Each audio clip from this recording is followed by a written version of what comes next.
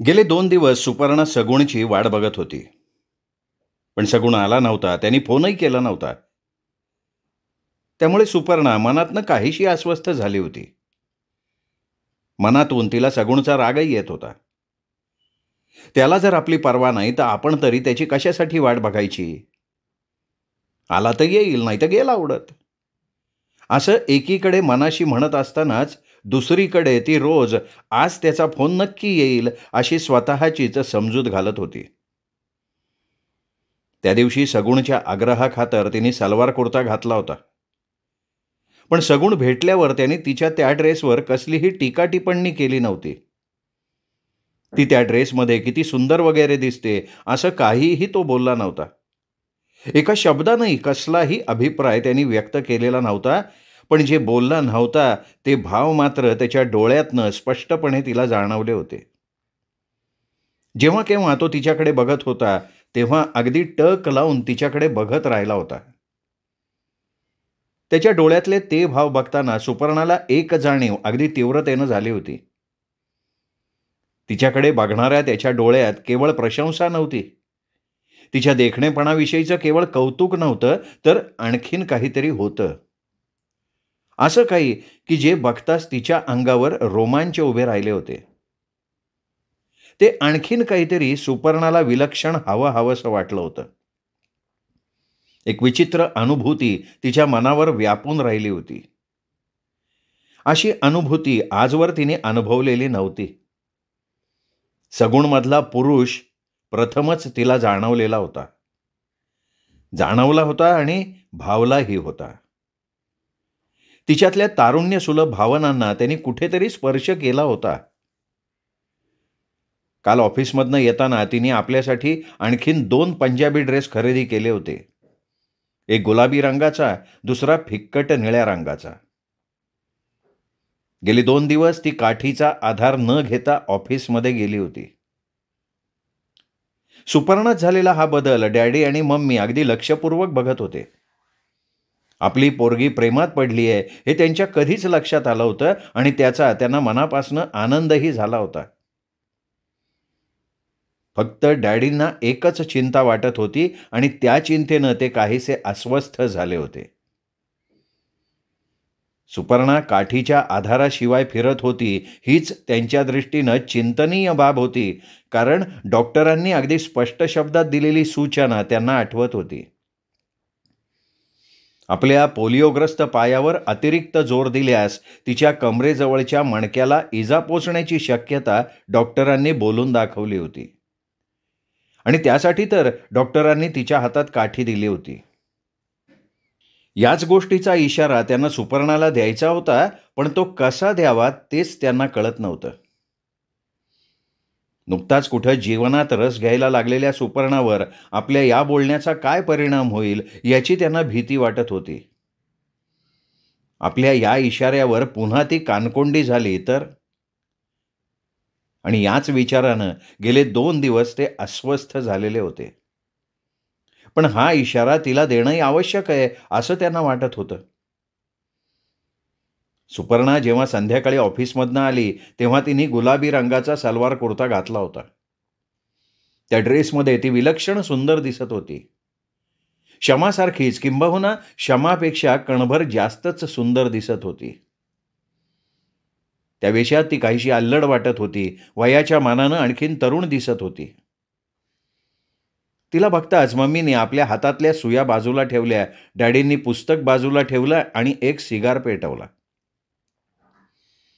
सुपर्णानं हॉलमध्ये येताच आपली शोल्डर बॅग सोफ्यावर टाकली. मग धपकन ती सोफ्यावर बसली आणि मम्मीकडे बघत म्हणाली, हाय मम्मी. सुपी, हा ड्रेस तुला फार सुंदर दिसतोय. तिच्याकडे बघत मम्मी प्रसन्न चेहऱ्यानं म्हणाली. खरंच मम्मी? सुपर्णानं आनंदून विचारलं. अगं हो, खरंच बोलतेय मी. पण क्षमानं सांगून सुद्धा इतके दिवस तू असले ड्रेस वापरत नव्हतीस. पण आता वापरायला सुरुवात केली आहे ना. खरंच मम्मी. अगं आयुष्य इतकं सुंदर असतं हे आजवर माझ्या लक्षात आलंच नव्हतं. हां सुपी, आयुष्य नेहमीच सुंदर असतं. फक्त ते सुंदर बनवणं न बनवणं आपल्याच हातात असतं. विझलेला सिगार पुन्हा पेटवत डॅडी म्हणाले. मग धुराची वर्तुळं सोडत ते सुपर्णाकडे बघत राहिले. सुपर्णाला जे काही सांगायचंय त्यासाठी हवे असणारे शब्द त्यांना सापडत नव्हते. कधीकधी एखादी सरळ साधी गोष्ट सांगण्यासाठीही माणसाला हवे असणारे शब्द सापडणं किती कठीण असतं. तत्वज्ञानाचे गाढे अभ्यासक असणारे डॉक्टर इंद्रजीत सेन त्यांच्यासमोर सुद्धा सध्या हीच समस्या होती. डॅडींना आपल्याकडे तसं बघत असलेलं बघून सुपर्णाच्या झटकन लक्षात आलं की डॅडींना आपल्याशी काहीतरी बोलायचंय. पण जे काही बोलायचंय ते कसं बोलावं हे त्यांच्या लक्षात येत नसावं. डॅडींना आपल्याशी असं काय बोलायचं असावं? सगुणविषयी? आपण त्याच्याबरोबर फिरायला जातो, बराच उशीर करून घरी येतो. तो भेटल्यापासनं आपल्यात झालेला बदल, त्याविषयी काही? पण मनात आलेले हे विचार सुपर्णानंच उडवून लावले. छे, तसं काही नसावं. दुसऱ्याच कसले तरी विषयावर डॅडींना बोलायचं असावं. डॅडींची मनस्थिती अचूक ओळखून मग सुपर्णाच म्हणाली, डॅडी, तुम्हाला माझ्याशी काही बोलायचं आहे का? हो सुपी. मग बोला ना. सुपी सुपी गेले 2 दिवस तू काठीचा आधार न घेता चालतीयस, फिरतीयस. डॉक्टरांच्या म्हणण्यानुसार काठीच्या आधाराशिवाय तू अशी चाललीस तर तुझ्या पायावर आवश्यकतेपेक्षा अधिक जोर पडून तुझ्या कमरेजवळच्या मणक्याला इजा होण्याची शक्यता आहे. डॅडी, मला सर्वसामान्य मुलीप्रमाणे आयुष्य जगायचंय. हातात काठी घेऊन इतरांच्या सहानुभूतीपूर्ण नजरेचा केंद्रबिंदू होण्याचा आता कंटाळा आलाय हो मला. अगं पण सुपी, तू सर्वसामान्य मुलींपेक्षा वेगळं आयुष्य कुठे जगत होतीस? तू नोकरी करतीयस, स्वतःच्या पायावर उभी आहेस, 4 चौघींसारखी तू कॉलेजात जाऊन डिग्री घेतली आहेस. असं असताना तुझं आयुष्य वेगळं होतं असं कसं म्हणतेस ग तू? मम्मी, अगं तू म्हणतेस हे सगळं खरं असलं ना तरी हे सगळं करत असतानाही मी इतर मुलींपेक्षा वेगळंच आयुष्य जगत होते. इतर मुली हे सगळं करत असतानाच इतर गोष्टीत रस घेत होत्या. मी मात्र स्वतःला एकटं एकाकीपणाच्या कोशात स्वतःला गुरफटून घेतलं होतं. नाही नाही, माझ्या हातातल्या काठीनं मला असं सगळ्यांपासनं वेगळं पाडलं होतं. कुणी माझ्याशी मनमोकळेपणानं चेष्टा करत नव्हतं. माझी एखादी गोष्ट आवडली नाही तर कोणी माझ्याशी त्याच्यावर वाद घालत नव्हतं, कारण त्यांच्या दृष्टीनं मी अपंग होते. सगळेजण माझ्याशी विलक्षण सहानुभूतीनं वागत होते. मला न दुखावण्याकडेच सगळ्यांचा कल असायचा. त्यांच्या भावनांचा आदर ठेवूनही मला असं म्हणावंसं वाटतं की ते माझ्यावर एक प्रकारे उपकार करत होते. सगळे मला दया दाखवत होते. सुपर्णाच्या या बोलण्यावर डॅडी मम्मी एकदम गप्प झाले होते. सुपर्णा आपल्या मनात किती मोठी व्यथा बाळगून जगत होती याची त्यांना आज तीव्रतेनं जाणीव झाली होती. सुपर्णाच पुढे म्हणाली, लोकांच्या माझ्याशी असलेल्या या वागणुकीनं नकळत मी अधिकाधिक एकटी होत गेले. पण सगुणच्या सहवासानं मला जाणीव करून दिली की मलाही सर्वसामान्य मुलींप्रमाणे भावना आहेत. वेगवेगळ्या फॅशनचे कपडे वापरण्याची मलाही हौस आहे. तारुण्यातल्या देखण्या क्षणांचा उपभोग घेण्याची इच्छा माझ्याही मनात होती, जी आजपर्यंत मी मनाच्या तळाशी दाबून टाकली होती. शमाच्या स्वच्छंदी आनंदी स्वभावाचं रहस्य आज मला समजलंय आणि कोणत्याही परिस्थितीत अचानक गवसलेल्या या आनंदाचा ठेवा मला नाही गमवायचा. ठीक आहे, ठीक आहे. तू स्वतः समजूतदार आहेस. स्वतःचं चांगलं वाईट समजण्याची क्षमता तुझ्यात आहे. मी केवळ डॉक्टरांनी जो सल्ला दिला होता त्याची फक्त तुला कल्पना दिली. डॅडींचं हेच वैशिष्ट्य होतं. आपलं म्हणणं मग ते कितीही योग्य असलं तरी दुसऱ्यावर जबरदस्तीनं लादणं त्यांना कधी शक्यच होत नसे. कदाचित हा त्यांच्या मुळातच असलेल्या सौम्य स्वभावाचाही दोष म्हणता आला असता. काहीशी तटस्थ वृत्तीही म्हणता आली असती. सुपर्णाला बोलले आणि त्यांनी समोरच्या टेबलावरचं पुस्तक उचलून पुन्हा समोर धरलं. जणू त्यांच्या दृष्टीनं तो विषय आता संपलेला होता. मम्मीनं आपलं विणकाम साहित्य पुन्हा हातात घेतलं होतं. नवऱ्याच्या स्वभावाची त्यांना कल्पना होती आणि त्याहीपेक्षा सुपर्णाच्या हट्टी स्वभावाची. तेव्हा या विषयावर आपण अधिक काही न बोलणं योग्य, असंच मम्मीला वाटलेलं असावं. क्षणभर सुपर्णानं आपल्या मम्मी डॅडींकडे बघितलं, मग उठून ती आपल्या खोलीत गेली, नेहमीप्रमाणे बाथरूममध्ये घुसली. अर्ध्या तासानं आपलं सगळं आवरून सुपर्णा पुन्हा हॉलमध्ये आली, सोफ्यावर बसली. मम्मी डॅडी आपापल्या कामात मग्न होते. सुपर्णानं सोफ्याच्या कडेवर मान टेकवली, अर्धवट डोळे मिटून घेत ती सगुणचा विचार करत राहिली. कब्बशीच्या आवाजानं सुपर्णानं डोळे उघडून बघितले. सुभद्रानं चहा आणून समोरच्या टीपॉयवर ठेवला होता. मम्मी, तुमचा चहा झाला?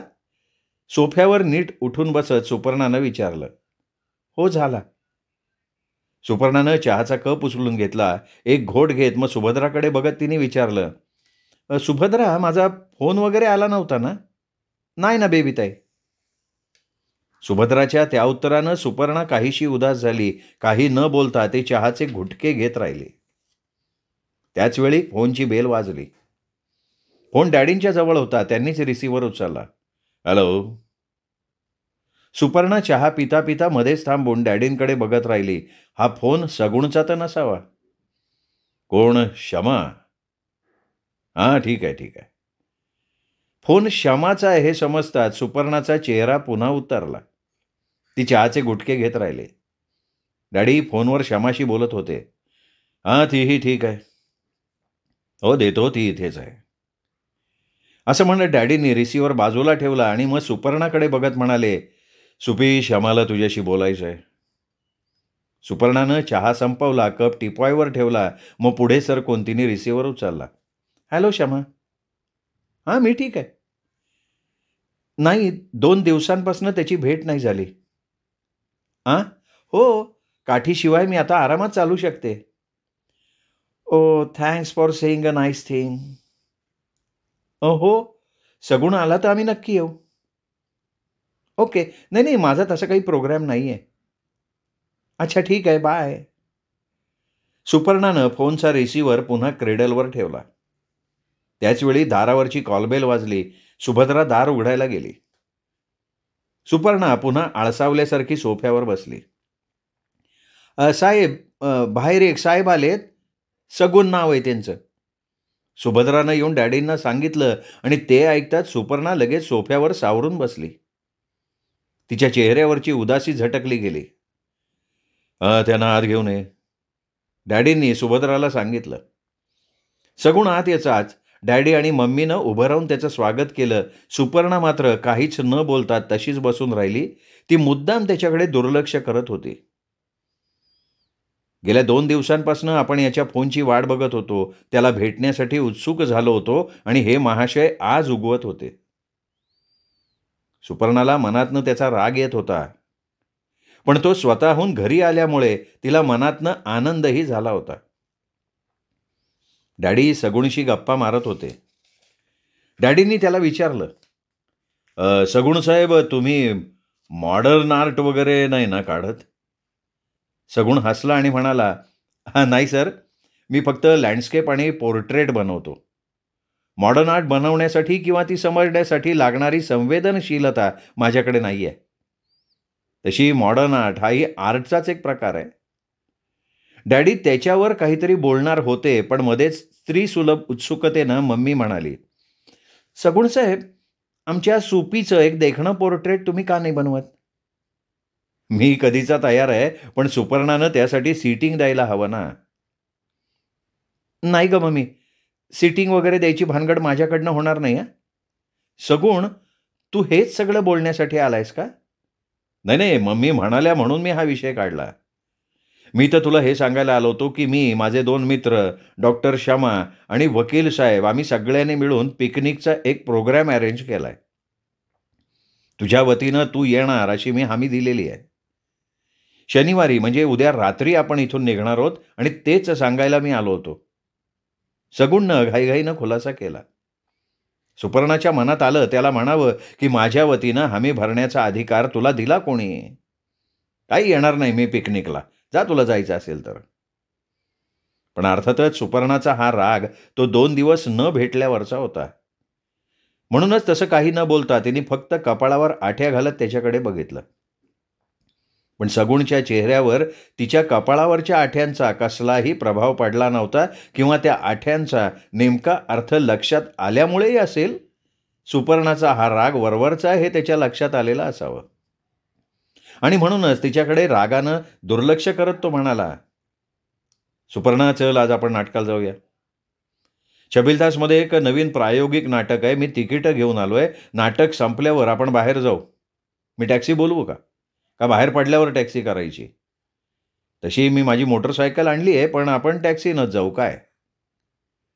तिचा होकार गृहीत धरून सगुण बोलत होता. त्याच्या बोलण्यात एक प्रकारचा अधिकार होता. आपण म्हणू तसंच सुपर्णा वागणार असं त्याच्या बोलण्यातनं जाणवत होतं. आजवर सुपर्णाशी असं अधिकारवाणीनं कोणी बोललं नव्हतं.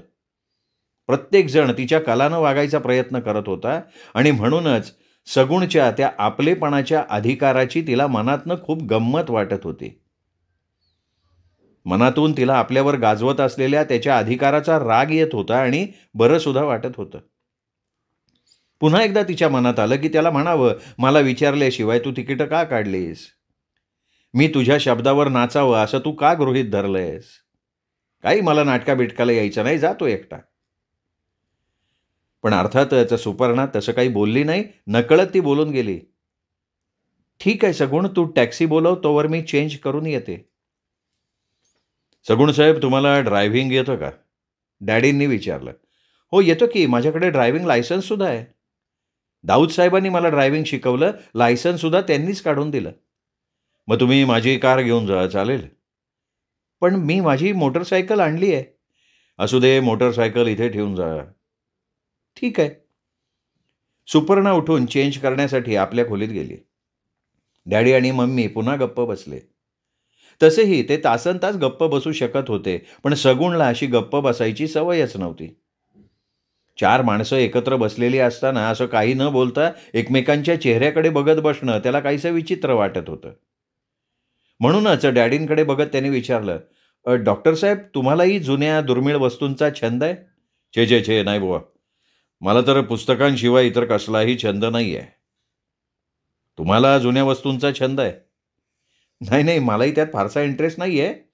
पण आपल्या वकील साहेबांना आणि दाऊद साहेबांना भयंकर वेड आहे. आणि मला वाटतं डॉक्टर श्यामाताई नाही त्याची आवड आहे. श्यामाला तशी काही फारशी आवड नाही आहे. ती केवळ सुपीसाठी त्यात इंटरेस्ट घेते. सुपीवर भयानक प्रेम आहे तिचं. अरे हां, पण हे दाऊद साहेब कोण? तुमची आणि त्यांची बरीच दोस्ती दिसतीये. दाऊद साहेबांना आपण ओळखत नाही? मध्ये सुपर्णाच्या वाढदिवसाच्या पार्टीत ते डॉक्टर श्यामाच्या फ्लॅटवर आले होते ना. असेल बुवा, माझ्या काही लक्षात नाही. काय करतात काय हे दाऊद साहेब? त्यांचंही दाऊद आणि कंपनी नावाचं छोटंसं अँटिक डीलर्सचं दुकान आहे. कॅक्टस, जुन्या प्राचीन मूर्त्या आणि हिरे जवाहिरांचा त्यांचा व्यापार आहे. फार चांगले गृहस्थ आहेत. माझ्याबद्दल त्यांना विशेष वाटतं म्हणून आमची मैत्री आहे. चल सगुण बोलत असताना सुपर्णा हॉलमध्ये आली. तिने शुभ्र रंगाची रेशमी साडी नेसली होती. त्याला काळ्या बुट्ट्याची किनार होती. तसाच काळ्या रंगाचा ब्लाऊज तिने घातला होता. आपल्या पिंगट रेशमी केसांचा एक सैलसर शेपटा घातला होता. तो तिच्या नितंबावर रुळत होता. कपाळावर काळी टिकली लावली होती. त्या साध्याच वेशात सुपर्णा कमालीची सुंदर दिसत होती. क्षणभर भान विसरून सगुण सुपर्णाच्या त्या देखण्या रूपाकडे बघतच राहिला. ही पोरगी कोणत्याही वेशात एवढी देखणी, एवढी सुंदर कशी दिसते याचंच त्याला नवल वाटत होतं. त्याच्या त्या एकटक नजरेनं सुपर्णा काहीशी संकोचली आणि म्हणाली, अरे चल, निघायचंय ना. सगुण भानावर आला, उठला. डॅडी आणि मम्मीचा निरोप घेऊन ते बाहेर पडले. इमारतीच्या खालीच असलेल्या पार्किंग प्लेसमधनं त्यांनी गाडी काढली. सरळ थिएटरवर आले. सुपर्णाला नाटक अतिशय आवडलं. नाटक संपल्यावरती सगुणला म्हणाली, एवढं चांगलं नाटक बघायचं सोडून लोक सिनेमा का बघतात कोणाला माहिती? तू का सिनेमा बघतेस? कारण नाटकं एवढी चांगली असतात हेच आजवर मला कोणी सांगितलं नाही. मी तरी आता यापुढे सिनेमा बघणार नाही. नाही, असंच काही नाही हा सुपर्णा. अगं, काही चित्रपट सुद्धा सुंदर असतात. ये, मी तुला या नाटकाच्या लेखकाशी ओळख करून देतो. तू ओळखतोस या नाटकाच्या लेखकाला? तशी फारशी ओळख नाही. कॉफी हाऊसमध्ये आमची ओळख झाली होती. सुपर्णाच्या चेहऱ्यावर सगुणविषयी कौतुक मिश्रित आनंद होता. सुपर्णाला घेऊन सगुण स्टेजच्या मागे असलेल्या मेकअप रूममध्ये आला. नाटकाचा लेखक स्वतःही नाटकात काम करत होता. आपला मेकअप पुसून तो मेकअप रूमच्या बाहेर आला तेव्हा सगुणनं त्याची सुपर्णाची ओळख करून दिली. सुपर्णा हे आहेत अतुल पालेकर या नाटकाचे लेखक. आणि पालेकर या miss Suparna Sen, antique specialist, दुर्मिळ वस्तूंच्या विशेषज्ञ. पालेकरनं हसून तिला नमस्कार केला आणि म्हणाला, अरे मिस सुपर्णा, आपण एवढ्या तरुण आणि सुंदर असून सुद्धा प्राचीन वस्तूच्या विशेषज्ञ आहात हे ऐकून आश्चर्य वाटलं बरं का. अहो, आपल्यासारख्या सुंदर स्त्रीनं नवीन फॅशनच्या विशेषज्ञ असायला हवं. असो, आपल्याला भेटून मला खरोखर आनंद झाला. माझ्या एखाद्या ऐतिहासिक नाटकाच्या नेपथ्यासाठी मी तुम्हाला जरूर त्रास देईन बरं का. सुपर्णा अधिकच संकोचली. आपलं नाटक फार सुंदर होतं असं तिला पालेकरला सांगायचं होतं, पण पालेकरच्या आपण एवढ्या सुंदर आणि तरुण आहात या वाक्यानं तिला काय बोलावं ते सुचलं नाही. तिच्या मनातला स्वतःबद्दलचा न्यूनगंड पालेकरच्या बोलण्यानं नाहीसा झाला होता. प्रसन्न मनाने ती सगुणबरोबर थिएटरच्या बाहेर आली. सगुण, आपण एखाद्या लांब निवांत असणाऱ्या हॉटेलमध्ये जेवू. मी तुला तेच सुचवणार होतो, सगुण तत्परतेनं म्हणाला. सगुण कार ड्राईव्ह करत होता. सुपर्णा त्याच्या शेजारच्या सीटवर बसली होती. कार ड्राईव्ह करत असताना सगुणनं आपला डावा हात सुपर्णाच्या खांद्यावर ठेवला. सुपर्णानं त्याला कसलाही प्रतिकार केला नाही. तिला हे सगळं स्वाभाविक आणि हवंहवंसं वाटत होतं. सगुणनं हायवेवर असणाऱ्या एका ढाब्याजवळ कार उभी केली. रोटी, हरभऱ्याची पातळ भाजी, कांदा आणि मिरची याशिवाय ढाब्यावर त्यांना दुसरं काही मिळालं नाही. सुपर्णा आयुष्यात पहिल्यांदा हे असलं काहीतरी खात होती. नेहमीच्या चमचमीत जेवणापेक्षा याची टेस्ट वेगळी होती म्हणून असेल कदाचित, किंवा आजचा तिचा मूड विलक्षण आनंदी होता म्हणून असेल कदाचित. तिला हे जेवण फार आवडलं. डोळ्यातून पाणी येत असतानाही ती पोटभर जेवली. जेवण झाल्यावर ते पुन्हा परत निघाले. हायवेवरून गाडी आतल्या रस्त्यावर घेतल्यावर सगुण म्हणाला, सुपर्णा, तुला ड्रायव्हिंग येतं? छे, मग शिकत का नाही? अरे कशी शिकणार, माझा पाय बघ. तू पुन्हा तुझ्या पायाचं कौतुक करायला लागली. काय झालंय काय तुझ्या पायाला? सगुण काहीशा चिडक्या स्वरात म्हणाला. पण सुपर्णाला यावेळी सगुणचा राग आला नाही. उलट त्याच्या त्या रागवण्यातही तिला एक प्रकारचा आपलेपणा वाटला.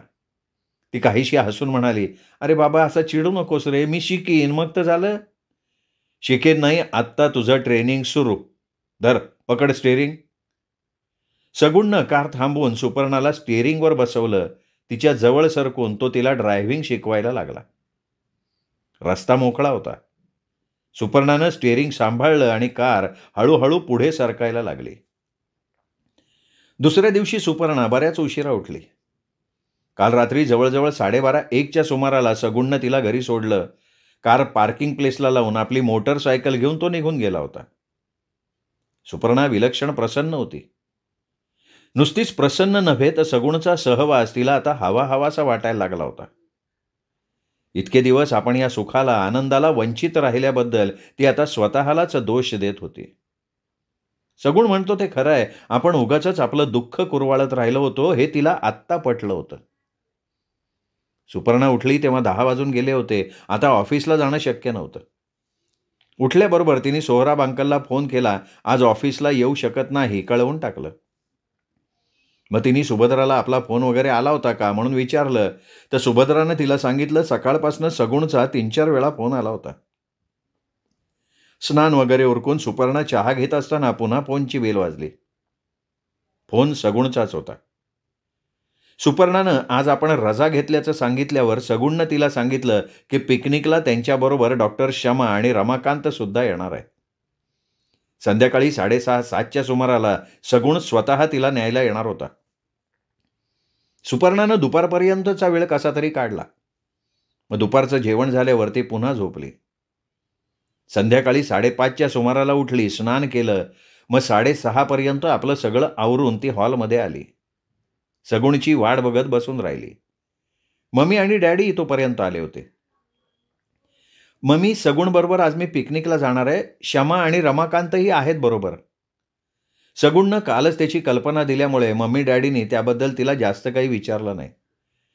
सुपी, शाल आणि स्वेटर बरोबर घे हां. खंडाळ्याला खूप थंडी असते बेटा. मम्मीनं सूचना केली. सुपर्णा आपल्या खोलीत जाऊन शाल आणि स्वेटर घेऊन आली. शालीची व्यवस्थित घडी घालून तिने ती हातावर टाकली. स्वेटरची घडी घालत असताना खालनं हॉर्न वाजला. सगुण आला वाटतं. डॅडी मम्मी मी जाते, बाय, असं म्हणत सुपर्णा लगेच बाहेर पडली. सुपर्णा खाली आली तेव्हा सगुण पांढऱ्या रंगाच्या फियाटमध्ये बसून तिची वाट बघत होता. सुपर्णा त्याच्या शेजारी बसताच त्यांनी लगेच कार स्टार्ट केली. बाकीची मंडळी कुठं आहेत? कार रस्त्याला लागताच सुपर्णानं विचारलं. शमाताईच्या कारमधनं ते सगळे आधीच पुढे गेलेत. ही कार कोणाची आणली आहे? कार दाऊद साहेबांची आहे. कार हायवेला लागेपर्यंत त्यांच्या मग अशाच इतर विषयांवर गप्पा चालल्या होत्या. सगुणबरोबर आपण पिकनिकला चाललोय या विचारानं सुपर्णा मनातनं भलती सुखावली होती. सगुणनं एक हात तिच्या खांद्याभोवती टाकला होता. सुपर्णानं त्याला अजिबात आक्षेप घेतला नव्हता. उलट त्याच्या स्पर्शानं ती काहीशी उत्तेजित झालेली होती. पुरुषाचा इतका निकटचा सहवास ती पहिल्यांदा अनुभवत होती. बोलण्याच्या ओघात विषय पुन्हा सोहराब अँड सन्सकडे वळला होता. सोहराब सेठ, तुला पगार किती देतात ग? सगुणनं सहज स्वरात तिला विचारलं. 1500 रुपये महिना. शिवाय दिवाळी, दसरा, पाडवा असा सणांच्या निमित्तानं बक्षीस म्हणून काही ना काही देत असतातच ते. माझ्या रजेचा पगार सुद्धा कापत नाहीत ते. अर्थात 8-10 दिवसांची अशी मोठी सुट्टी मी आजपर्यंत कधी घेतली नाही, हेही खरं आहे. सोहराब अंकल तर मला नेहमी म्हणतात की अरे वा, सोहराब सेठ तुझ्यावर भलते खुश दिसत आहे. पण तुझं नेमकं काम काय आहे? जुन्या वस्तूंची पारख करणं एवढंच? हो, जुन्या वस्तूंची पारख करून त्यांची नेमकी किंमत निर्धारित करून त्याची लिस्ट बनवणं हेही काम माझ्याकडेच असतं. पण तुला वाटतंय तेवढं काही सोपं नाही बरं का हे काम. मोठ्या जबाबदारीचं आणि कटकटीचं काम आहे. आता हेच बघ ना, जून महिन्याच्या बहुतेक शेवटच्या आठवड्यात आमच्याकडे मोठा लिलाव होणार आहे आणि त्याची लिस्ट बनवायला मी आत्ताच सुरुवात केली आहे. जूनमध्ये? म्हणजे आणखीन 2 महिन्यांनी? मग त्याची आत्ताच काय गडबड? अरे फार मोठा लिलाव आहे हा. तू कल्पनाही करणार नाहीस असा. अच्छा, पण नेमका कुठल्या वस्तूंचा लिलाव होणार आहे? ठराविक अशा वस्तूंचा नाही, सगळ्याच जुन्या दुर्मिळ वस्तूंचा एकत्रित लिलाव आहे. यात काही बऱ्याच जुन्या प्राचीन अशा मूर्त्या आहेत, दुर्मिळ असे ग्रंथ आहेत, ऐतिहासिक स्वरूपाची कागदपत्र आहेत, हिरे जडीत काही अलंकार आहेत. जवळजवळ 10-12 लाखांचे तर ते अलंकारच असतील. सगुण, तू कल्पनाही करू शकणार नाहीस. या प्राचीन वस्तू हाताळताना, त्या वस्तूंचा स्पर्श घेताना आपणही जुन्या जमान्यात वावरतोय असं मला वाटतं नेहमी. थोर महान विभूतींची पत्र, त्यांच्या हस्ताक्षरातले कागदपत्र हातात घेताना आपण त्या महान लोकांच्या सानिध्यात होत असं फिलिंग येतं बघ. सुपर्णा अगदी मनापासनं भान हरपून बोलत होती. मग तू हे सगळं काम त्या शोरूममध्ये बसून करते? वेडा आहेस का तू? शोरूममध्ये किती वर्दळ असते. अशा कामासाठी एकाग्रता लागते. शिवाय अशा दुर्मिळ वस्तू काय उघड्यावर ठेवायच्या असतात का? अरे, मी खाली स्ट्रॉंग रूममध्ये बसून अशा वस्तूंची लिस्ट तयार करते. तशीही माझी खोली तळघराच्या कॉर्नरला आहे. सोहराब अंकलनी त्यासाठी मला स्वतंत्र रूम दिली आहे. अगं, पण त्या तळघरात बसून गुदमरायला होत नाही का? नाही रे, आमची सगळी बिल्डिंग एअर कंडिशन्ड आहे. ओ अच्छा, सगुण म्हणाला. सुपर्णाच्या खांद्यावर ठेवलेला आपला डावा हात काढून घेत त्याने बाजूला ठेवलेलं सिगरेटचं पाकिट उचललं. सुपर्णाच्या पुढे पाकिट करत म्हणाला, सुपर्णा प्लीज जरा यातली एक सिगरेट दे ना काढून. सुपर्णानं पाकिट उघडलं, सिगरेट काढून त्याच्या हातात दिली. सगुणनं ती ओठात सारली, मग मॅचबॉक्स तिच्या हातात दिली. सुपर्णानं त्याची सिगरेट पेटवली. थँक्स. सिगरेटचा एक कश घेत सगुण म्हणाला आणि मग तिच्याकडे बघत म्हणाला, एवढा लाखो रुपयांचा माल सोहराब सेठ आपल्या दुकानात कसा काय ठेवतात मला कळतच नाही. मुंबईत बदमाशांना काही तोटा नाही आहे. अगं, बोल बोल म्हणतात ते एखाद्या माणसाच्या खिशातलं पाकिट उडवतात. अशा परिस्थितीत एवढा लाखो रुपयांचा माल दुकानात ठेवणं म्हणजे तुझ्या सोहराब सेठच्या धाडसाचं कौतुकच करायला पाहिजे नाही का? आता रात्रीच्या वेळी बिल्डिंगच्या बाहेर एखादा पहारेकरी असणार हे खरं आहे, पण केवळ त्या एकट्याच्या भरवशावर. अरे तू समजतोस तसं नाही आहे सगुण. आमचं दुकान भलतंच सुरक्षित आहे. केवळ एका पहारेकऱ्याच्या जीवावर दुकान सोपवणं योग्य नाही याची सौरभ अंकलला कल्पना आहेच की. म्हणूनच दुकानाच्या सुरक्षिततेची ते योग्य काळजी घेतात. म्हणजे कशी काळजी घेतात? सगुणनं सिगारेटचा आणखीन एक कश घेतला. दुकान बंद झाल्यावर रात्रभर डायमंड सिक्युरिटी एजन्सीची 2 माणसं कायम आत असतात. शिवाय धोक्याची सूचना देणारी विजेची यंत्रणा दुकानात बसवलेली आहे. ही डायमंड सिक्युरिटी एजन्सी ही काय भानगड आहे? अरे एक सुरक्षा कंपनी आहे ती. या कंपनीची 2 माणसं रात्रभर दुकानात असतात आणि दर 45 मिनिटांनी आपल्या कंपनीशी फोनवरून संपर्क साधतात. हां, मग ठीक आहे बाबा, ही व्यवस्था योग्य. आपल्या हातातलं जळतं सिगारेटचं थोटूक त्यांनी कारमधनं बाहेर फेकलं आणि कारचा स्पीड वाढवला. श्रोते हो, हा होता सुरेश वैद्य लिखित कठपुतळी या कादंबरीचा 9वा भाग, 10वा भाग उद्या. तोपर्यंत नमस्कार मित्रहो.